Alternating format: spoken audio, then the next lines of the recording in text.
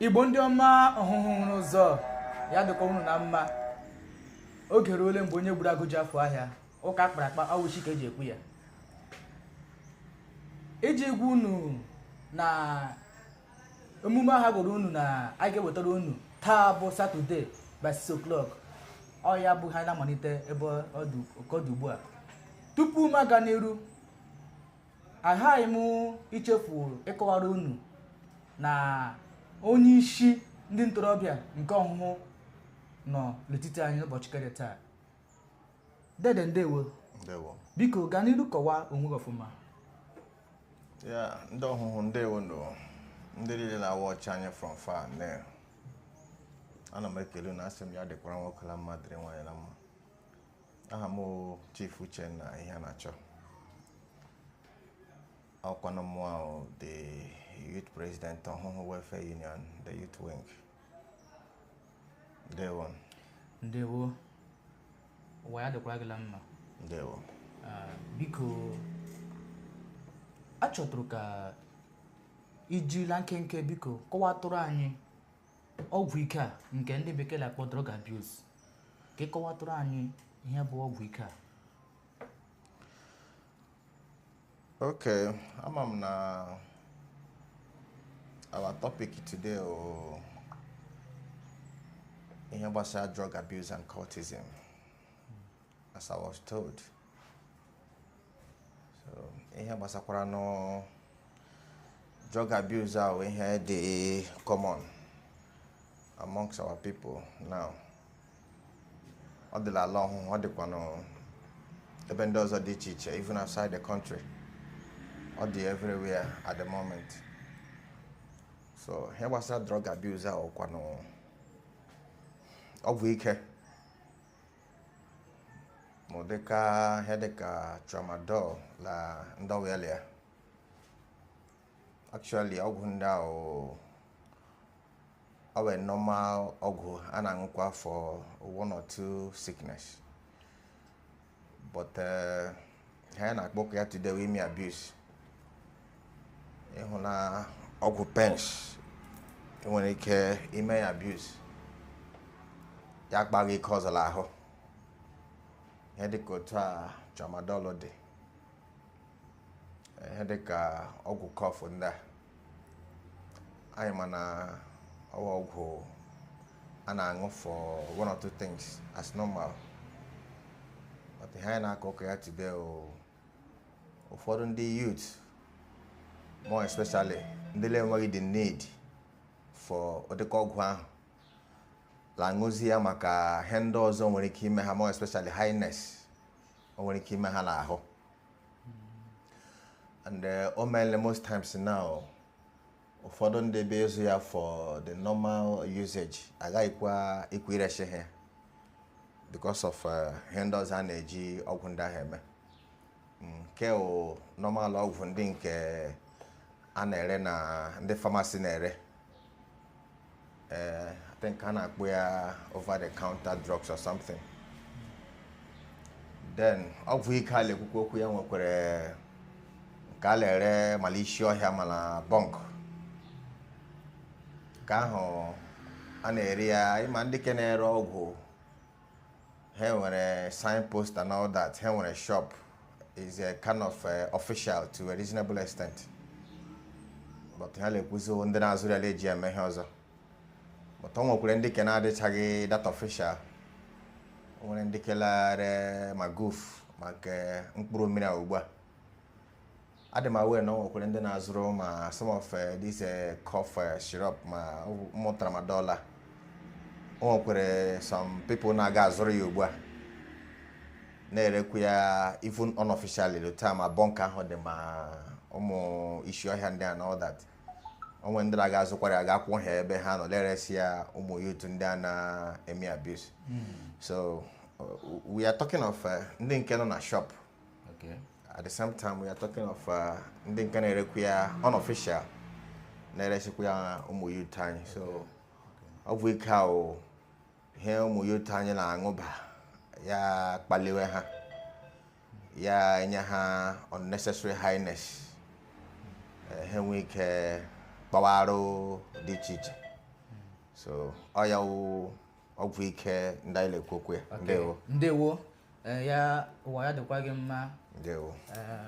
Ejimaka na unu nọ ha anụla ya ji anya unu na-ahụ ya lanụkala ọnụ onyeisi anyị onyeisi ndị ntorobịa nke ọhụhụ. Biko la nkọwa gị ịkọwachala ihe gbasara ọgwụ ike a. O mere ka anyị mara na ihe ọbụla nwere mbido ga-enwerịrị ọgwụgwụ. A ga-enwere otu a ga-esi gbochie ya wụ ọgwụ ike a maka ọ kpala mkpamkpa dị ike mee ụfọdụ ndị ntorobịa anyị na-eme kposhi na-eberigharị. Eleghị ihe ịma ị nwere ike ime wee gbochie ya bụ ọgwụ ike a. Okay, dịka ndị yutu ọhụhụ anyị ebidola asị ekwu mara ọnụ. Anyị ebidola ime ihe ndị anyị chere sitele ike Chineke anyị ga-ime ka hụma ihe a kwụsị lala ọhụhụ and ebe ndị ọzọ if possible. Number one is this awareness campaign we've started. Yesterday, the Ohonho youth at large, we were at Ohonho Secondary School. Thereafter, we went to Oriamenye Secondary School. We've arranged it in phases. The phase we are now is moving to secondary schools in the non-alone. Deka Ejiro, as a way to stop this trending issue. I Toranya, I got full Omwani in the non secondary school.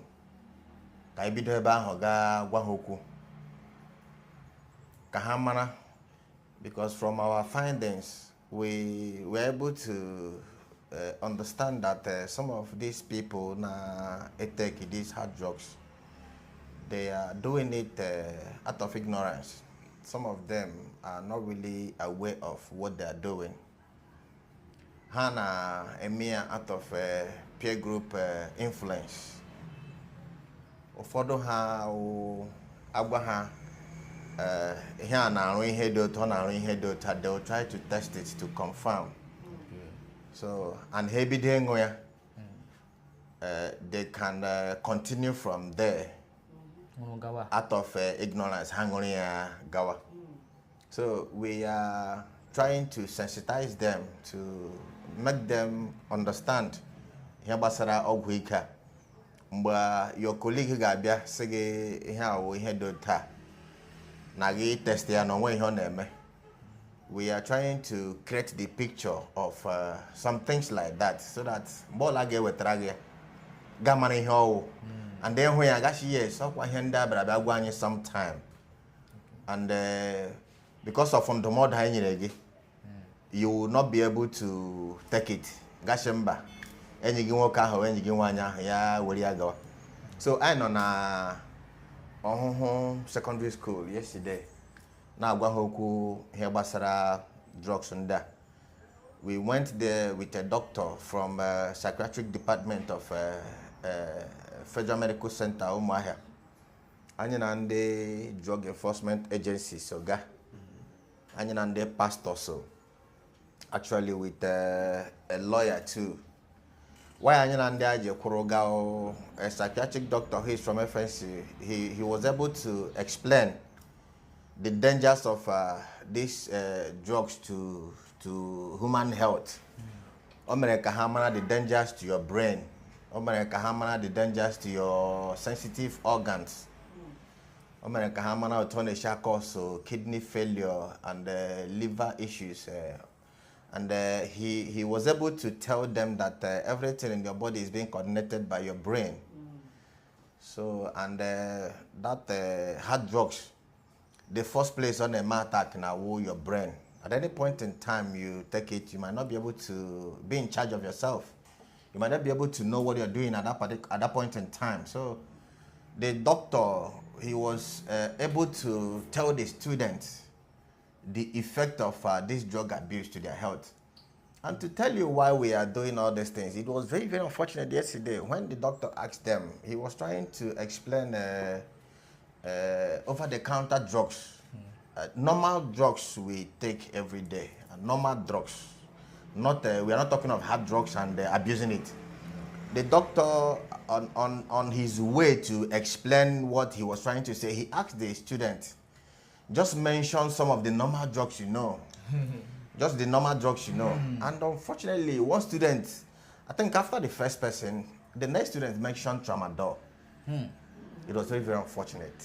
At our secondary school yesterday, it was very, very unfortunate. That is to tell you that that student knows about tramadol.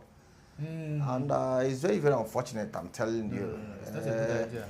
Yes, because when the doctor asks you to mention at least conventional drugs, you know, the drugs you take, you can mention maybe things like that. All these common drugs, Fensic, if it is still obtainable now, and Flagyl, some of these routine normal drugs.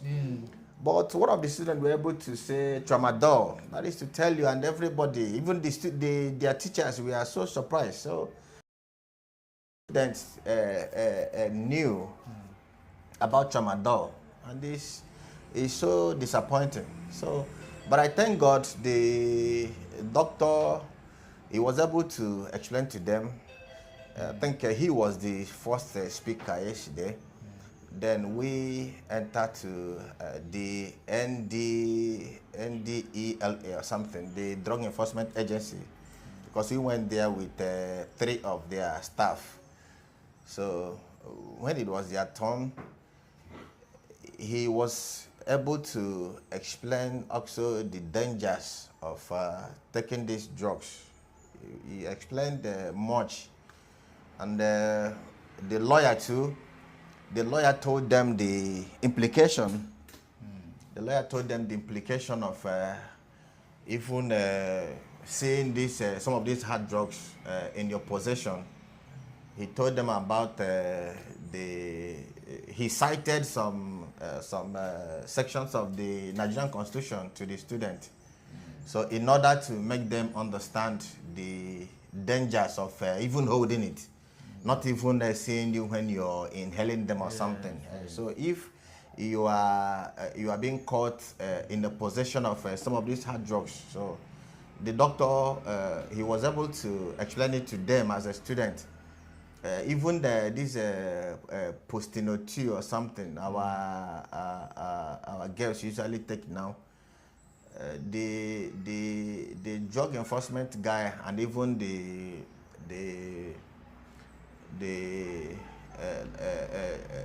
lawyer, yeah, they were able to tell them about some of these abortion our students are doing now, more especially female students. They told them if you are the one, you know, they usually send somebody to go and buy it for them.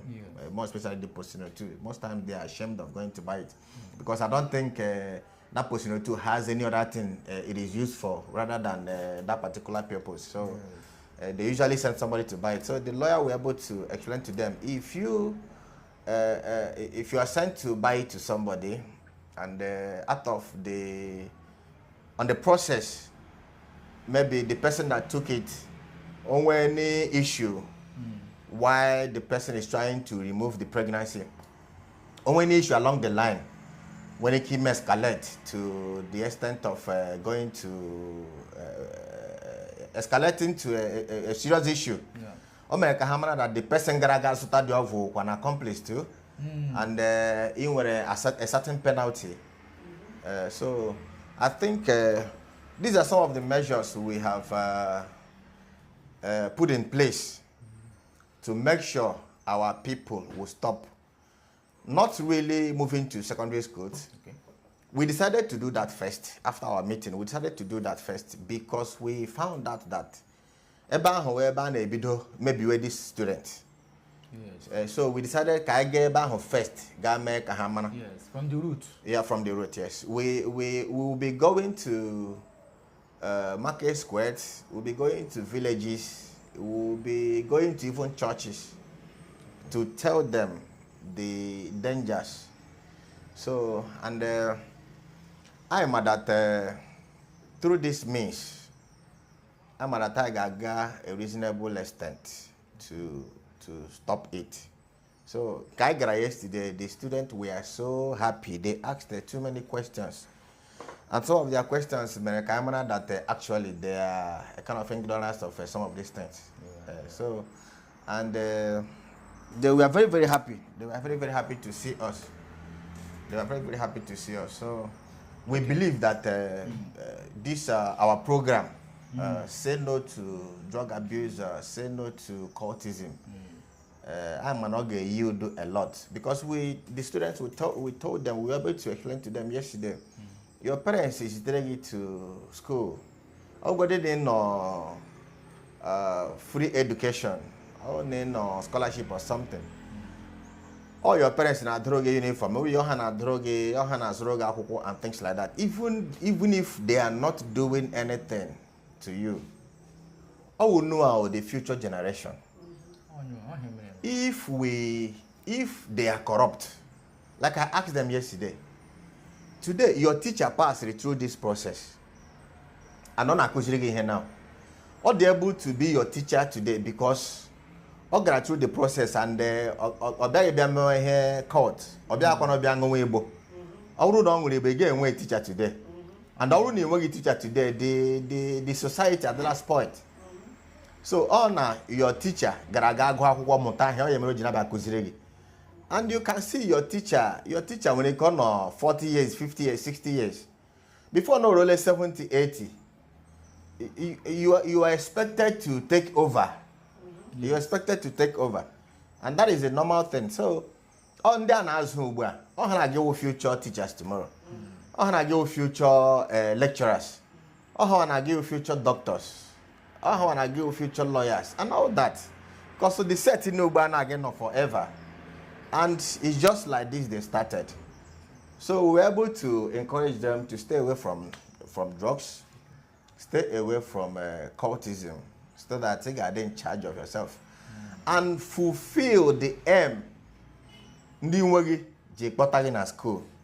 And reciprocate to Egohana and spend the Nishigi. And you have a mandate with humanity. Because on your you were a tax. You were a tax you have to pay to humanity.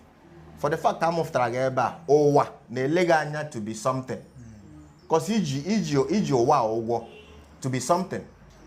So and the leganya to contribute to the growth of the society. And the leganya to contribute to the growth of your immediate community, your clan, the state, and the country, and the world at large. So and the leganya to be something. So if I'm of Trageba, no matter how you see it. So you have to contribute your quota to the growth of every other thing. So I may have advice, which at the end of the day, they are very, very happy. And I am an organ tank broma. Okay. Njabanye ka no kwa out to schools ka ga yesterday. Okay. So I can go continue. I got some other schools because both community schools, secondary schools, and even private. Okay. I get Gachahama, Williams, my Isingu, the whole of them. I got a visit Hanile. Here, Basra, this all week. You could Charlie, but no one ever was on Chokero Tuaka. Nihina Ola Demma Ebujo Shishi, a voya lupia, voya vo, Kohara itoputozo. Ndi abundile kesa bo ndilere ya bo wika onwere ya udi bekee ha na-akpọ fine or penalty on a set out against those people onwere ndị tina gi make a stop ha ere ogwika ire ya ere. Yes, dịka m kwuru, our program nọ in phases. Ọ nọ in phases. Anyị enweela meeting with ndị na-ere ọgwụ na the whole ọhụhụ. Anyị enweela meeting with ndị na-ere ọgwụ and ndị ka ha nwere meeting with ndị ahụ na kind of official drug dealers. Official drug dealers in the sense that ndị ahụ ndị nwere shop dịka m kwuru before na-ere over the counter drugs. dịka i kwuru ha nwere shop ebe ha nọ ha nwere signboard ha mere advertise what they are doing. So anyị enwele meeting with them. So most of them they were complaining onye ahụ ga-aṅụọ goof onye ahụ ga-aṅụọ nke ọzọ abịa kpọwa ha. No, we told them concentrate on the ones you're selling. Majority of what they are drinking now almost agafewele side of goof and all that. So anya wala mana ha na-aṅụ na akarizele, and some of those things are now mainly English drugs. So not mind them because so but we told them concentrate on your own, speak about your own. Now because I made inquiries and I made some investigations before I chopped that home some shops so Hana ụfọdụ ha ga-ebu ma ihe dịka coke na bottle, ụfọdụ ha ga-ebu ihe dịka can water ha bata na shop bịa zụrụ ụmụ ọgwụ ike ndị a. Now ịwụrụ onye na-ere ọgwụ ya wụrụ na ede sincere, ọ dị onye ga-ahụ ga-abata na shop bịa sị gị nye ya tramadol gasị ya mba ị ga-eresi ya because ilele otu ọ dị. So and ma ha nwa na-erekwe dị na-ere the inquiries anyị nwetara na ọgwụ ike a na-enye ha ezigbote ego. They make a lot of money from it. So ụfọdụ ha sef ọzọ ihe ha na-ere ọwụzi nke ire ụmụ normal conventional drugs na ha na-erezi ọgwụ ike ahụ because ọ ebe ego dị. So and most of them mgbe ụfọdụ ma police jiri ekwe ha find their way out and all that. So anyị gwara ha otu ala ọhụhụ dị now ọ dịrị otu ọwụla nwa okorobịa ma nwa agbọghọbịa ma onye elu ma onye ala si gaa ụlọ ụzọ ya daa ọ ya kụchie dịka a na-ekwu ya emegide ya atụ aka na ọ zụtara ihe ahụ na your shop. A mere ka ha mara that from that point in time shop ga-aga arụzi ọrụ na ala ọhụhụ again. It's a smart move. Yes, so a mere ka ha niile mara so that onye be zụrụ ọgwụ a na nke gị ga mara dịka onye iji reshia ọhụkwa onye vuru sagin ya para bọtụ wọtọ para nke abịa esighị reshia ọgwụ ga-eresi ya anyị bịa jụọ gị gasị na ihe ahụ normal ọgwụ cough. Onye ahụ ga-abịa taa ya zụrụ ọgwụ cough ya ahụ ya abịa echi ya zụrụ ọgwụ cough ya bịa nwanne echi ya zụrụ ọgwụ cough ahụ na-ala ala ọgwụgodịrị na ọ ntụkịrị ka onye ahụ vu ya gawa n'ebe a na-agwa. So if they want to help, they should be able to cooperate with us and help us. But thank God, some of them, like Casey Nona and Kwegweba, but the meeting got on. He said something. Ogbrandog Ibia, Onola Kuromi Joku. Nahale now that they are capable of controlling it. Because no hammer, Nerova, and the hammer on your one. And Hagi Kuromi Joku. So now there to go back, God drawing hard. Because now fully la lekuna na hale rechi na shop. So now there ka drawing her odd. Maro to hagi she nerova makano de kande haga rechi. So we were so happy mbe Casey kuru odikokwa. So now we have met with them. The pattern shop, the pharmacist known along here. Not mind we are going to meet with them again. So, but I didn't have Bariala that day. That is for them. I work with plans for Ndika Holland or Lisho here. My Ebendozo di Chiche. Nere Homa of. So I want arrangement for them. But to how we have gave ya equal chango. So we have our means to make sure I may eradicate ihe ọla gbasara ire ọgwụ ike na ala ọhụụ. Ndewo. Ejikwa gị eziokwu onye nwere ntị na onye nwere anya kwesịrị iji ire gweze ya ọgụ. Mara na ihe ndị ile-ekwu ugbu a ya wụ na o nwetu oshi mekụta ya onye lele ihe onyonyo na ma onye na-anụ ya anị ka ọ sepụ aka n'ihi na njem na ọnụ malitere awụghị obere njem. Dịka anyị na-ekwu, is a very very smart movement which is encourageable. Biko la ndị nne na nna nwetụrụ ọkwa nwere ọrụ ha kwesịrị ịrụtụ banyere ya ọgwụ ike maka ọwụwa lesiri ụlọ mara mapụọla ma olee ọrụ ndị na kwesịrị ịrụ banyere igbochikwa ụmụ ha ndị na-eme ihe maka ha na-eme ya ụlọ tupu ha were ya pụtala ama. Okay, anyị nwekwara program for ndị nne ma ndị nna ndị mụrụ anyị. That our program with them awo na ha na-aṅụ homa ihe ma ọhịa, but that is their own part of what they need to do to help. Yes. Ekwushi homa ihe.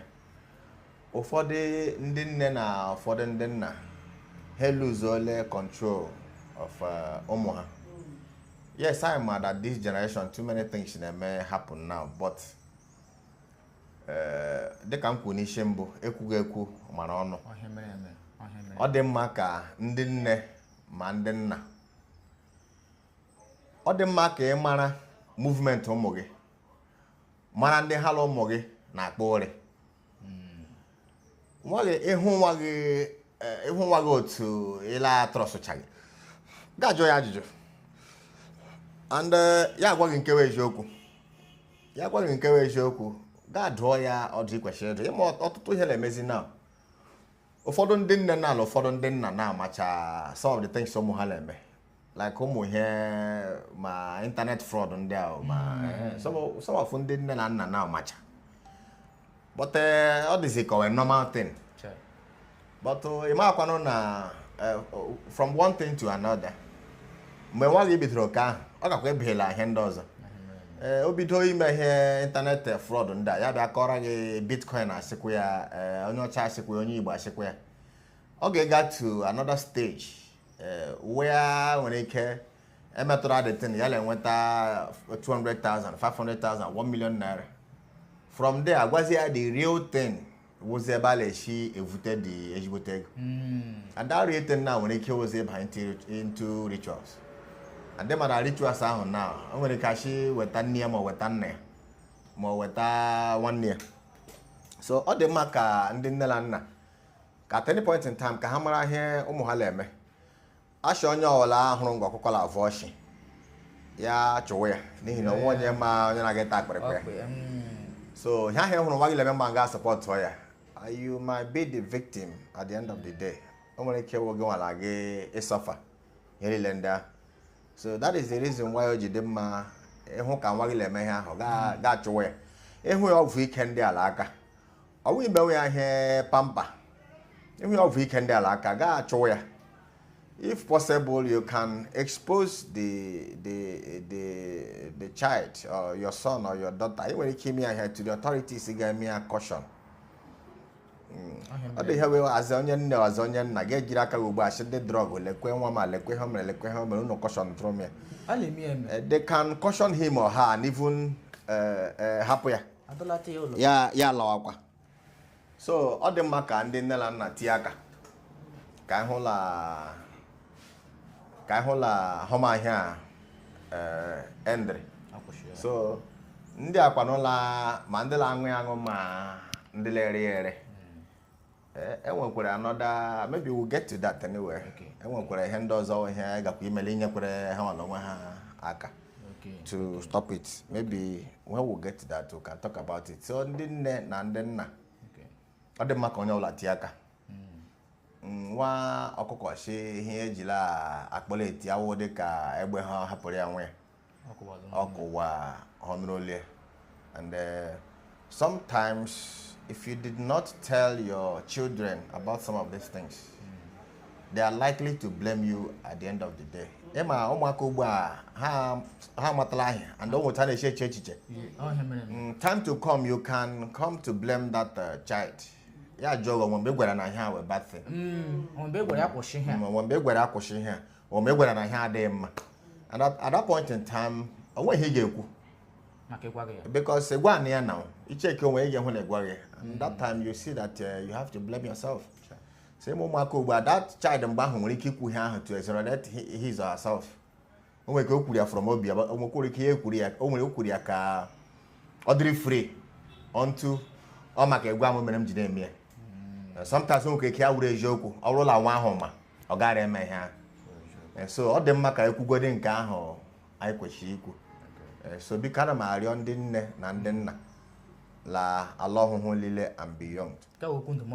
So biko unu gwa ụmụ unu onye ọbụla ya lefu anya ma cultism ma drugs leba anya otu nwa gị chila aga ma ndị yala akwụ ma ndị lu ma ndị ala.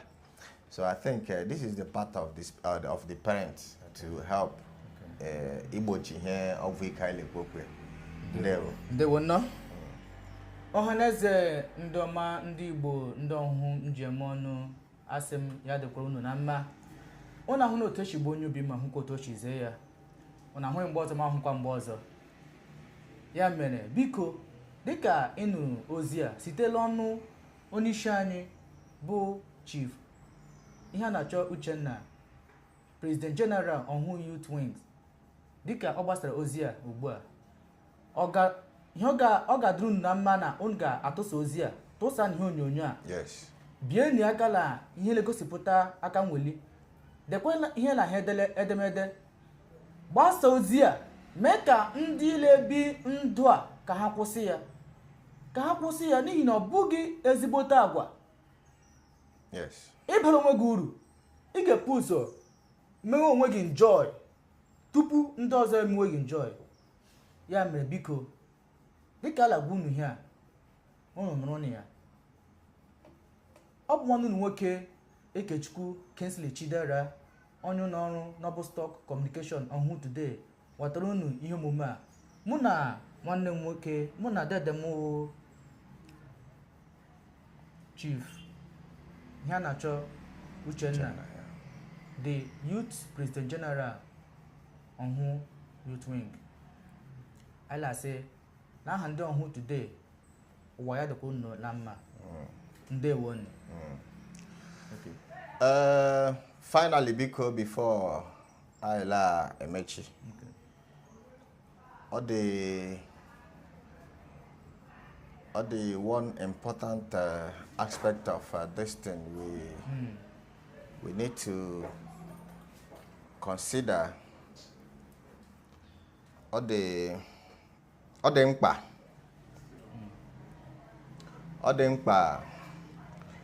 like lebara that area anya. We are not trying to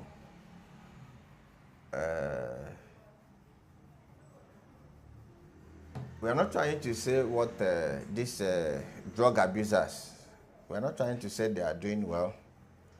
These drug sellers, we are not saying they are doing well. But ndị ọhụhụ o nwere ofu ihe dị mkpa anyị na-edere ịma.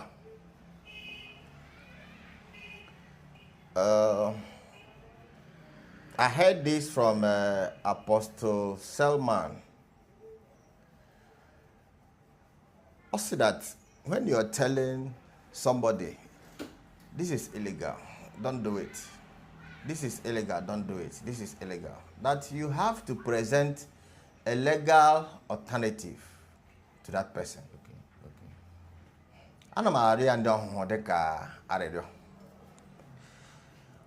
We need to empower our youth. It is not enough. It is not enough at all to tell a guy, stop doing these drugs. It is not enough to tell a lady, stop doing hookup. It's not enough to tell a guy, maybe stop doing internet fraud or something. It is not enough. I am telling us, it is not enough. You're telling this person, yes, it's illegal, it's not good. While you're telling this person, stop doing this thing, what are you presenting to that person? What alternative do you have for the person? You need to present a close alternative to that thing that person is doing. It's only ML internet fraud. Getting him for that person. All is very, very important. Let's empower these youths. Because I am that youth all are the idol can yes go into too many things. But I am that when they got the idol, how they are conscious of what they are doing. Yeah. But all them can keep our youths busy. Can chotara ha on when they grad school, chotara ha on when they get more aka. Etinye ha na ọrụ aka ha mụchaa ya emepere ha something ha na-eme oh hapụ drug yes we are preaching it happen drug but there should be something we have to present to them dịka ụwa shidoro ugbu a ọ dịkwa ebe ndị ọzọ we should present something to them. Yes, hapụ drug, do this. Oh, hapụ drug. What alternative do we have for them? We need to present something to them. Hapụ drug will me dota. Maybe me ga gba wure mo na mutala ore na mo ya 1 year or 2 years. Mepere gị shop. Zụtara gị machine. Ga ebido ọrụ. Ya wuru ga mụọ shoe making. Mụọ ya within 1 year or thereabout.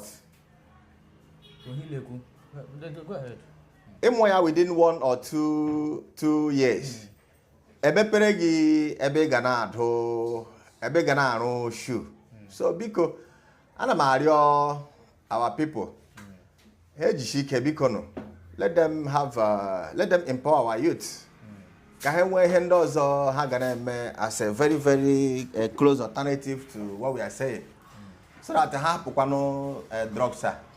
Ha join ya ihe ndị ọzọ ha hapụ hook up. Yeah, when he does ha join it to continue life. So our idiom na rio the kai baliano become empower. Even the sellers.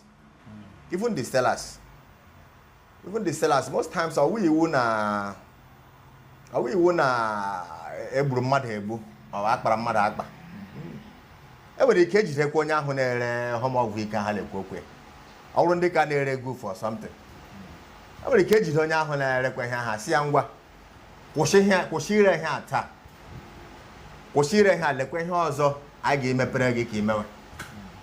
Otu ndị youth nọ na if you tell us something like that, we will be confident to go and approach onye ama na-ere ọrụ go for ọrụ ihe ndị.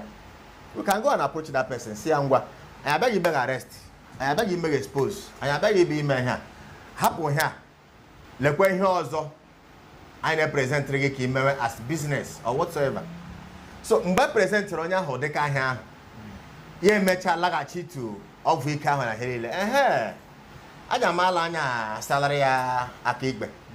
So but ị nwere ike ịga jide onye ahụ ya jụọ ya gị mekwene gị n'ọzọ ya gị mee gị n'ọzọ gabịa agwa ya meke o jide ego ji eme ya. So but present hari alternative onye nke ahụ na-ere si ya hapụ ihe a mewe ihe dị otu a ndị ka ha na-aṅụ anyị asị ha ngwa from today aṅụ gwara ha elekwe ihe ga ime ịma the cost of rehabilitating these people ma ha got to the highest stage of these drugs. The cost of rehabilitating her is very very expensive. The cost of ime empower got it cheaper than the cost of rehabilitating them. Because some of these people have potentials that can develop the country, that can develop the village, that can develop the community. So instead of each one got to the higher stage of it, rehab, or from there, who can get them together and find an alternative for them, so that when he was stage. So we can the youth has yellow one now to help the youth in every angle. So I'm down because can be doing empower some of these our youths. Can be doing a close alternative to hinder Harlem. Because I will question a drug, but nothing else to do. So ndo ho bikono de ka unu na agent unu contact anyị nwere the template now aga eji nyere our youth aka ha bara onwe ha uru and I la for support e continue kwa our movement e preach for this guy who our campaign against drug abuse and cultism. So and I don't know who really like ha gali hu inyere anyị aka can we gani hu na this our movement. Ndewo no ndewo una no le okatachale ya owe bi okwu ihe onye nwere ntị ya nụrụ asọle m akara ofeke 236 fabali mo he beta akara anụ ya ọnụ ya biko dịka unu nọrọ ọnụ chief Uchenna ihe na-achọ biko unu tikwu ya lọlụ dịka ị na-atụsa ihe onyonyo a ala ọhụụ ga-echekwa gị Amen. Chineke ga-agba gị ume Amen. ya wụ na ị na-achọ ka imewekwe n'ihe ọla ekwe gị malitela ụbọchị taa gawa n'iru Jehova ga-enye gị agbamume ya la ike ị ga-eji wee kwụsị ya bụ ihe ala ka oke ya Amen. ndewo maka ịnọnyere anyị There we go. ndewo Thank you so much.